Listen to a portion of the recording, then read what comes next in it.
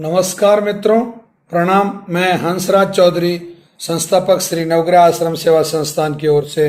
आप सभी लोगों का हृदय से स्वागत करता हूं, प्रणाम करता हूं, आप सबको नमन करता हूं। मित्रों, आज मैं जिस बीमारी के बारे में आप लोगों को जानकारी देने जा रहा हूं वो बीमारी है लकवा। यानी कि लकवा को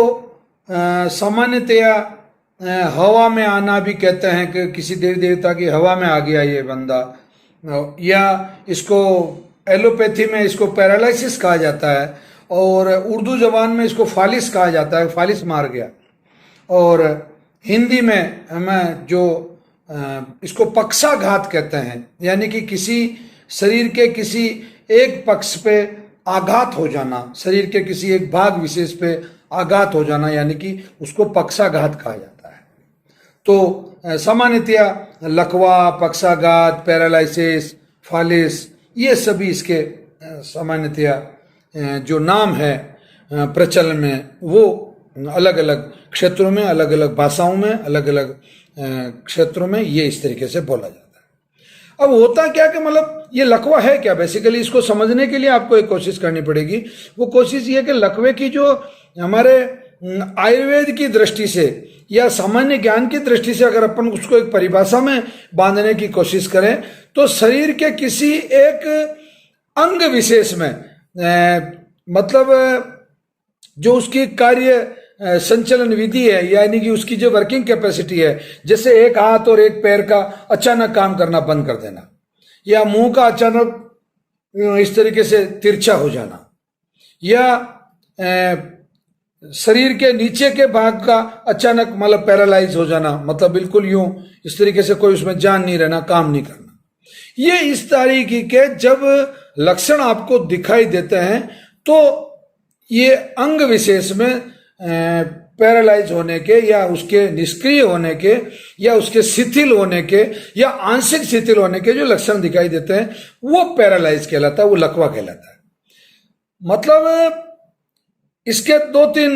मतलब तरीके से हो सकता है। एक तो ये हो गया, दूसरा एक हाथ एक पैर ने काम करना बंद कर दिया, तीसरा आपका मुंह तिरछा हो गया, चौथा आपको चारों हाथ पैर यानी कि दोनों पैर और दोनों हाथ वो भी अगर काम करना बंद कर दें। अच्छा, मस्तिष्क में आंशिक रूप से ब्रेन काम करना बंद कर दे, आंशिक रूप से थोड़ा एक कोई पार्ट विशेष अपना काम करना बंद कर दें। अच्छा, स्मरण शक्ति एकदम अचानक जो मेमोरी लॉस हो जाए, ब्रेन के जो पक्षाघात है, मस्तिष्क पक्षाघात जिसको कहते हैं, उसमें अगर इस तरीके का हो जाता है तो। अच्छा, मूत्र और मल त्याग में आपका कंट्रोल खत्म हो जाए, मतलब कभी भी, हालांकि बहुत से कारण होते हैं इन चीजों के, परंतु मैं आज लकवे पे बात कर रहा हूं। अगर इस तरीके के लक्षण दिखाई देते हैं तो समथिंग इज रॉन्ग। इसका मतलब ये भी है कि ये आपको लकवे की तरफ लेके जा रहा है, मतलब आपको ये लग रहा है कि मुझे लकवा होने वाला, इस अमुक रोगी को लकवा हो गया है अथवा होने वाला है, ये इसमें ये लक्षण पाए जा रहे हैं। एक आंख छोटी हो जाती है, ये इस तरीके से लकवे वाले की ये। अच्छा, वो एक आंख या फिर एक आंख बड़ी हो जाती है और उसमें ये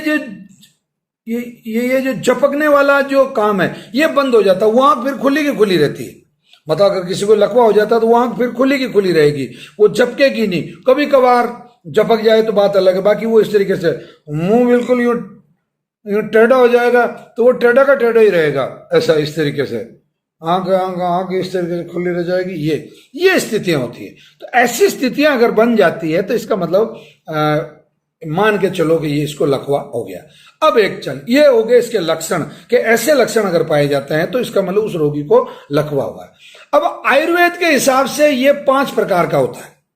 तो इसको आप समझ लें। पहला होता है अर्दित। तो अर्दित जो लकवा था वो सिर्फ चेहरे के ऊपर असर करता है और चेहरे पे ही उसका प्रभाव दिखाई देता है, जो मैं आपको ऊपर बता चुका हूं। आंख का छोटा होना, झपकना नहीं, मुंह का तिरछा होना इत्यादि, मुंह में से कभी कभी लार गिरना, पानी गिरना, ये इस तरीके के। दूसरा जो होता है, अच्छा, इसमें होठ, आंख ये अस्थिर हो जाता है, मतलब इनमें निष्क्रियता आ जाती है, सक्रिय नहीं रहता है। दूसरा एकांगघात। एकांगघात का मतलब हो गया, इससे एकांगघात इसलिए कहते हैं, इसको एकांगवात भी कहा जाता है।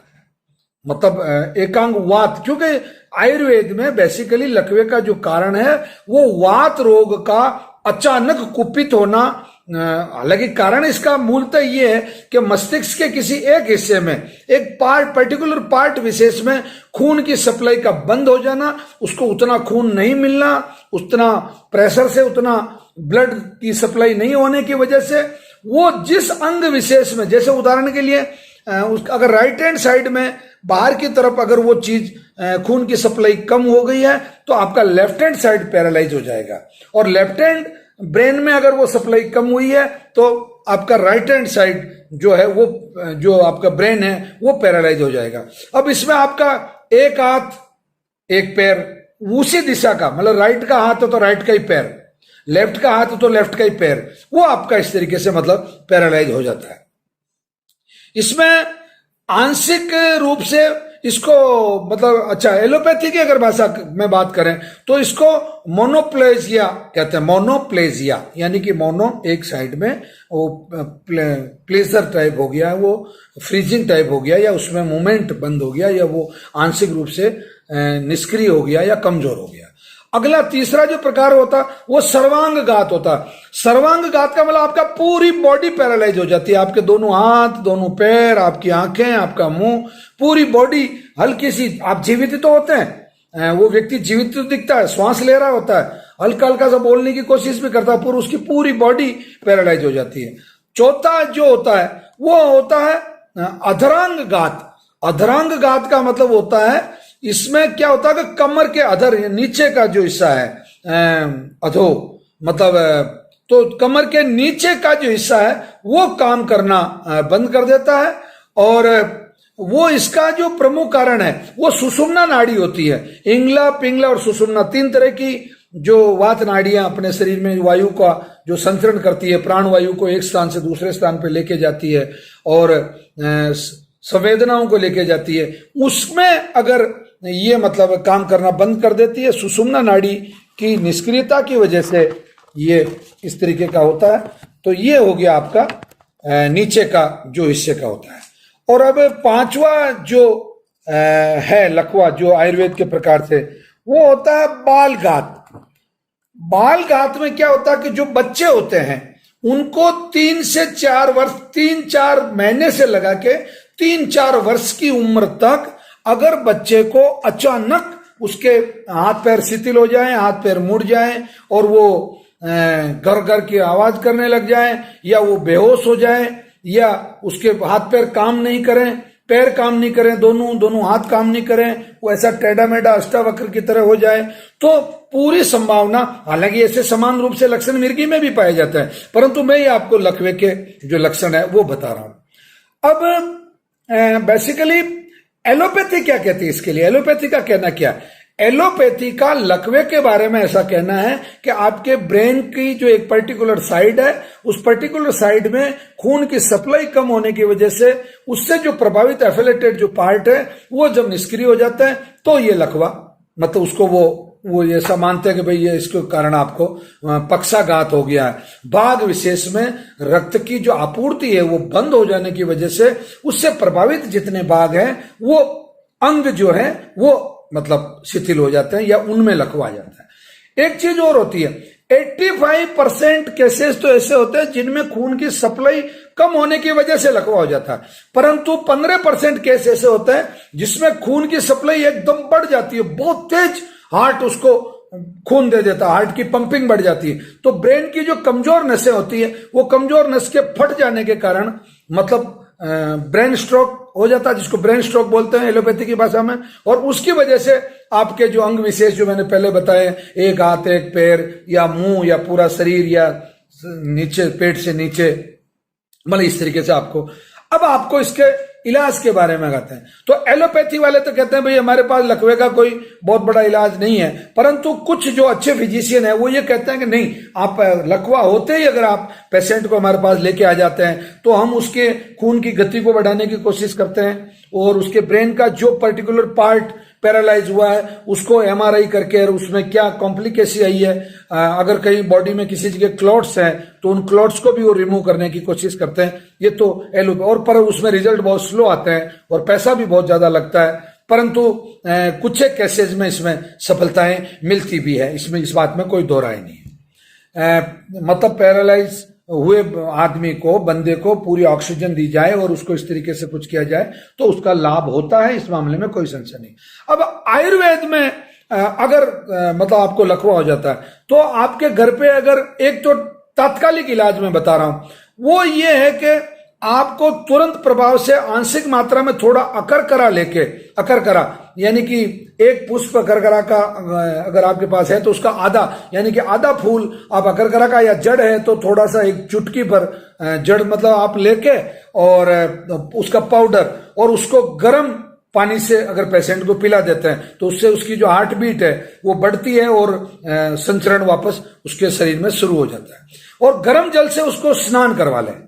मतलब गर्म जल से, जैसे पैरालाइज हो गया है और तत्काल प्रभाव से आपके पास कुछ थोड़ा करकरा दे दिया, थोड़ा गर्म जल से उसको अगर आप स्नान करवा देते हैं और 10-15 ml गोमूत्र अगर का आपको कहीं ताजा मिल जाए, ताजा से मतलब वो खराब हुआ नहीं होना चाहिए, भले वो पुराना भी रखा हुआ है, तो उसमें से 10-15 ml गोमूत्र थोड़ा पानी में मिला के अगर आप पेशेंट को उसी समय पिला देते हैं तो उसकी जो उसका जो लकवे का जो प्रभाव है वो बिल्कुल कम हो सकता है, उसका मस्तिष्क वापस सक्रिय हो सकता है। अब इसकी जो औषधि है वो श्री नवग्रह आश्रम से बिल्कुल निःशुल्क दी जाती है, 100% फ्री दी जाती है, कोई पैसा आपसे लकवे की औषधि का नहीं लिया जाता, क्योंकि ये प्रारब्ध जनित रोग है। परमात्मा की कृपा जब कम होती है तो ये रोग होता है, इसका कोई अभी तक बहुत मूलतः ठोस कारण अभी तक नहीं ढूंढा गया है। आयुर्वेद कहता है वात रोग से, बिल्कुल वात से प्रभावित होता है, इसमें कोई संशय नहीं। आपका जो स्पाइनल कॉर्ड है, आपका तंत्रिका तंत्र है वो प्रभावित, उसमें अगर कोई गांठ हो गई, अर्बुद हो गया, कुछ हो गया तो भी ये लकवा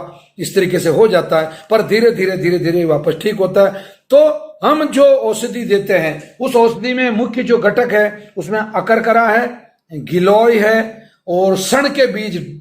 है इसमें, और ढेंचा के बीज भी हम इसमें मतलब शामिल करते हैं, जिसको ढाढूण हमारे यहाँ की स्थानीय भाषा में कहा जाता है। उसके अलावा उड़द की दाल के जो छिलके होते हैं वो बहुत अच्छी मेडिसिन है। उड़द की दाल नहीं, उड़द की दाल के छिलके वो भी इसमें मतलब आपका जो सर्कुलेशन है उसको और अर्जुन छाल, क्योंकि आपको ब्लड को क्लॉटिंग को खत्म करना होता है तो अर्जुन छाल भी हम इस औषधि में मिलाते हैं। तो वापस मैं आपको बता देता हूं, अकरकरा, ढेंचा, उड़द की दाल के छिलके और गिलोय का पाउडर, और अगर पाउडर नहीं मिले तो हरे पत्ते का जूस भी आप दे सकते हैं। अर्जुन के पत्ते अगर आपको अचानक छाल नहीं मिल रही है तो आप उसके पत्ते और उसके फल का भी आप सोरस बना के मतलब दे सकते हैं। तो इस तरीके से रोगी को जो श्री नवग्रह आश्रम से जो औषधि हम देते हैं उस औषधि का 1 चम्मच सुबह और 1 चम्मच शाम को शहद के साथ में मिला के रोगी को चाटना होता है। इसमें बहुत जबरदस्त सफलतम परिणाम आते हैं और अभी तक लाखों रोगी इसका इलाज ले चुके हैं और हजारों रोगियों का हमारे पास ये सूचना है या उनका कहना है या उनके वीडियोस भी हैं हमारे YouTube चैनल पे कि उन लोगों का लकवा ठीक हुआ है। तो मित्रों, आपके परिवार में, आपके रिश्तेदारी में, आपके आस पड़ोस में अगर कोई भी लकवे का रोगी है तो उसके लिए बिल्कुल निःशुल्क औषधि आप श्री नवग्रह आश्रम से लेके जाएं, ये बड़ा पुण्य का काम है। इसी के साथ में श्री नवग्रह आश्रम आप लोगों को प्रणाम करता है। YouTube चैनल को सब्सक्राइब रखें, नोटिफिकेशन हमेशा ऑन रखें, वीडियो पूरा देखने की आदत डालें, बहुत लाभप्रद वीडियो है निस्संदेह। श्री हंसराज चौधरी YouTube चैनल को भी सब्सक्राइब रखें, नोटिफिकेशन ऑन रखें। इसी के साथ धन्यवाद, प्रणाम।